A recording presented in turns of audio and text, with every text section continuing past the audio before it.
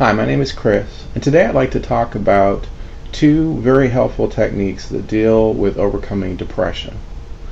Some people have only situational depression or don't experience it. Other people have chronic depression. But whichever the case may be, if depression is a problem for you from time to time, it can be a very serious problem, and it's something that needs to be addressed. Depression is one of those problems that can creep in on you and affect your state of mind. And the problem with it is that it distorts your perception of reality, yourself, and influences your decision-making process, and has quite a few different negative effects on your life, and can actually be quite dangerous. The reason for this is we can make decisions or do things that are quite self-destructive, or fail to do things that are important for us to do. And for this reason, it's very important for us to systemically go through our life and cancel out depression in whatever forms that it may appear. For people who have especially bad problems with depression, it can be a real struggle to get up and out of that sort of muddy pit of negative feelings, distorted perceptions, and so on. And in order to do this, I've tried many different techniques over the years because I struggle with chronic depression. And I found two related techniques to be very helpful in overcoming my depression on a day-to-day basis, and I wanted to share them with you. I haven't been using them very long, but I've found them to be very effective, and they've made quite a big change in my daily life. Now, there are two techniques here, and you have to sort of master one before you can step up to the other. So let me explain that first. That the first technique is something that you have to use until you feel comfortable with it, and you've used it for a couple of weeks and feel like you are getting as much as you can out of it before you should move up to the second technique. Because essentially the second technique is going to be dependent on you having a certain level of understanding about what depression is and what the absence of depression is. You can see the first technique is a stepladder to allow you to reach a certain state of consciousness where you're free from depression to a certain degree. After becoming comfortable and in that state of consciousness and being able to come back to it again and again easily through the first technique, then you're able to make that step up to the second technique, which takes you farther along into non-depression. So please don't rush these techniques, but use the first one for several weeks before you attempt to use the second one. And I think that once you get to the second one, you'll understand why that waiting period is necessary. It takes time for your mind to adjust and to make a step of connections that requires the first technique to show you a certain state of consciousness before you can step up to the second. So with that out of the way, let me go on to explain the techniques themselves. First of all, if you don't have much experience with visualization, please look at my visualization instructional video, and I'll put the link in the description. And this technique of visualization is seeing with the mind's eye clearly, and also involves imagining that you can hear as well. And if you're not familiar with visualization techniques, then please check out the visualization instructional video, get familiarized with it, and take as long as you need to do that, and then come back to this video and give it a shot. The technique that we're going to start out with is we're going to visualize essentially a courtroom. I know you've seen a million of them in crime dramas, and there are going to be two characters who are going to be sort of placeholders through which you will visualize yourself. In other words, you're going to identify with one of two characters in the scenario. You have a prosecutor and a defense attorney. Now, the prosecutor is actually your depression. your prosecutor or depression is going to attempt to tell you why you should be depressed, and seeing through their eyes, they're going to believe that you should be depressed. They're going to tell you why you should feel bad about yourself, your life, your future, and everything. And I need to warn you that this can be an intense experience because it concentrates and focuses your depression and makes it more extreme. So if you're in a place where you're really not feeling well, doing this exercise can actually temporarily increase your feelings of depression, so just be aware. You're going to start by identifying yourself with your prosecutor, which is your depression. Once you've heard their side of the story, then you're going to switch over and identify with your defense attorney. And he represents, or she, however you want to do it, represents freedom from depression, arguing against depression and the way that depression makes you think about your life and yourself and everything.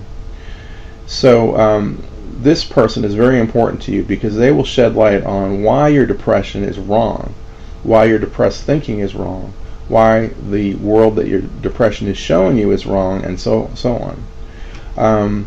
This technique requires that you sit down with a pad of paper and a pen, or on your computer somewhere you can write down some notes. You begin by identifying with your prosecutor, which is your depression, and they will make a few statements about your depression. You'll also see through their eyes and feel very intense depression coming through them. They represent the concentrated and focused force of your depression on your consciousness. They will make comments about your life and you, which are negative, unflattering, and possibly upsetting. But don't stop at this stage, because this is only to show you how your depression is making you think about yourself.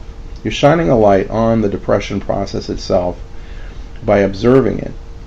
Don't get too wrapped up in the identification with your depression, but simply allow them to speak and write down notes on what they're saying. What is it that they're attacking? What are they telling you about depression? They might tell you that your life is hopeless, that your efforts are meaningless, that your relationships are empty, that people are all against you, and things like that. Whatever they tell you, jot it down. Now, your second step is going to be to jump to identification with your defense attorney. This is where the real work happens, because now you're going to see through their eyes, and it's going to feel very different. What you're actually doing is getting a glimpse, of perception without depression in it. Your defense attorney's state of mind is going to be free from all traces of depression. So, in essence, they're also giving you a glimpse of what you would feel like without depression in the same situation. So if you're suffering from depression and you identify with your defense attorney in this scene, you're going to feel a lifting of your depression as you see through their eyes. Now, this is very important, because what they're going to do is talk about the issues that your depression has brought up. Your depression, your prosecuting attorney has given you a number of ideas to think about to reinforce the idea of why you should be depressed about your life and yourself and whatever else is going on. However, your defense attorney is going to take all these issues one by one and negate them one by one. They are going to logically and carefully go over why it is that these ideas are false. Now, this does two things. First, it helps you start to see that, in fact, the thinking and logic of your depression is very warped and doesn't hold up under logical scrutiny. It also allows you to simultaneously feel freedom from depression as a way of perceiving things, to actually get inside the head of non-depression.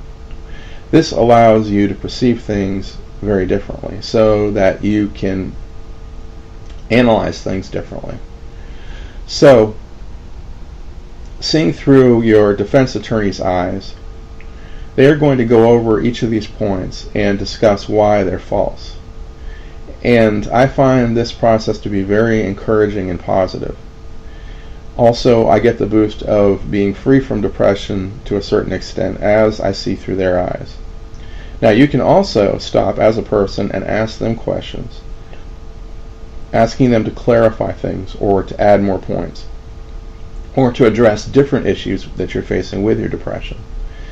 But the key thing is you must listen very carefully while they break down each question, each issue, and logically explain why it isn't true. There's a certain complexity to this, and it can take some time, because not that the truth is necessarily complex, but that the distortions and misperceptions that depression creates are complex sometimes and require a certain amount of scrutiny to show you why they're not true, even though they feel true. So this is your first exercise. Essentially, to break it down to its simplest and basic elements, you visualize the courtroom. You see your depression prosecuting attorney and your anti-depression defense attorney. You first identify with your depression. They talk to you about why you should be depressed. Then you switch to your anti-depression defense attorney, and you should listen to them talk about all the points that you jotted down that your depression made as to why you should be depressed, and negate them. If at any point during this exercise you find yourself feeling too depressed and overwhelmed, switch from identification with your depression to your defense attorney, and let them talk you through why you should not feel depressed. Or simply stay in their state of mind, which will flow over you and will have a tendency to negate the feelings of depression that you're experiencing. This is also good in any situation where you're simply feeling overwhelmed. So this is our first technique, and be sure to jot down notes on what your non-depressed defense attorney says during the course of this exercise. The second exercise is going to be a shift where we're going to go from depression to what we call depression-free. Depression-free is like an island. You're traveling from one island over a short bit of water to another island. The depression is where you're starting, and depression-free is the name of the island where you're moving to. You're going to start your visualization by seeing yourself getting in a boat, getting off the depression island, and simply allowing the boat to flow across the water until you feel a shift and you realize that you're out of depression and in depression free. You'll know this when it happens, and you'll feel it, and this shift will feel like an awakening or awareness that you're close to depression but free from it. In other words, while being in depression free, you're able to see that you're free from depression and very carefully examine depression because it's still close to you. But the rule for being in depression free as a place is that once you're on that island, depression can't touch you. No traces of depression can operate in your mind at all. You're completely and utterly safe and free from all depression while you're on depression free. Now, when you actually feel like you've arrived on the island, and allow as much time as it takes for that shift to happen, usually it only takes maybe 20 or 30 seconds for the shift to the state of consciousness. But once you arrive, you'll know it. And the next thing you're going to want to do is to examine your depression. So once again, take some notes and think about your depression from this new perspective. So what's happening here is you're doing something similar to the first exercise where you're identifying with your non-depressed defense attorney. But now you are completely the one who is in a state of non-depression. The first exercises were necessary in order for you to get some insight into how your depression works and how non-depression feels. Having gained a sense of how it works and some comfort in being in a state of non-depression and while identified with your defense attorney, you now have a basis to move up to the second exercise, which allows you yourself to actually make this shift out of depression. Taking notes and asking questions and answering them yourself is very important, because you can see that all these skills and tools are within you and not inside another person. Once you've mastered this transition from depression to non-depression, I would suggest that you use it on a daily basis.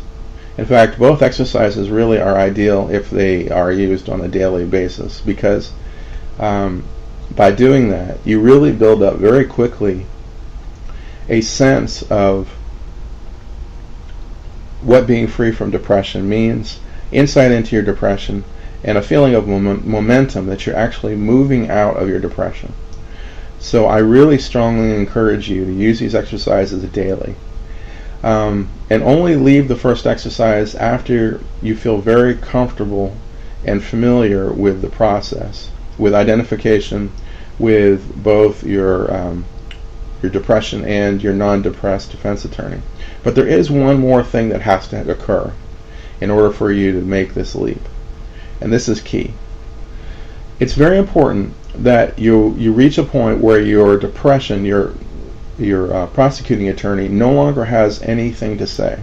What will happen is, over time, from using the first technique, your prosecuting attorney, your depression, will go from telling you why you should be depressed to reaching the point where it realizes that it can no longer convince you to be depressed. It has no new arguments, and having negated the previous arguments, it will have no more ammunition to tell you that you should be depressed. And so in essence, it will sit there and just grumble and won't be able to tell you anything. So when you reach the point when, for several days in a row of doing the exercise, your depression simply has nothing more to tell you, no more arguments in support of its own case, having negated them all, this is the point when you know you're ready for the island, for the second set of exercises, where you leave your depression behind and enter into non-depression as if it was an island. The geographic model for leaving your depression is helpful in terms of your visualization, because it allows depression to be close to you on the bordering island, but at the same time being completely free from your depression, allowing you to have insight into it. So do the first exercises for however long it takes for you to reach the point where your prosecuting attorney, your depression, no longer has anything to say to you, no more fresh arguments. And then start doing the second exercise in place of the first one. In other words, stop doing the first exercise and start doing the second exercise. See yourself getting in a boat, crossing from one island to another. Feel this process and allow it to take as much time as it takes in order for you to reach depression-free, which is the state of consciousness that you're attempting to reach. And once you feel that you're there, see yourself as being on this new island. You can see clear skies above you and storm clouds and darkness above the depression island. And you can feel depression, but at the same time know that you're free from depression. In other words, you can feel the qualitative difference between depression and your current state of consciousness. Take notes, learn about the nature of your depression and non-depression, and get familiar with it. And do this exercise on a daily basis for as long as you need to until you experience a daily shift out of your depression. Also, I find that my depression has cycles, that sleep tends to reinforce my depression. So early morning is a bad time for me, as is late night when I go to bed. So using these exercises at times a day when you are experiencing your worst depression, or in situations where your depression tends to get triggered, is very important. These exercises, once you get familiar with them, can be done in a matter of seconds. In other words, you can simply place yourself right on the island after you've taken several weeks of practicing with this transition. It will become essentially instantaneous.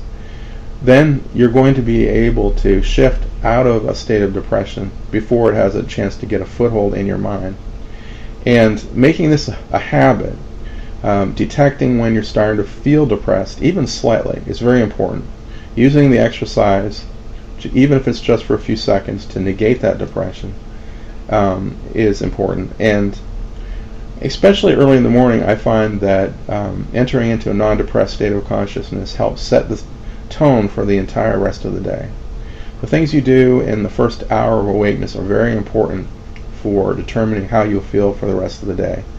So taking a few minutes to do this is very helpful and important. I hope this exercise is helpful for you, and if you have any questions, please feel free to contact me or leave them in the comment section, and I will try to answer any and all questions relating to these techniques. Thank you very much.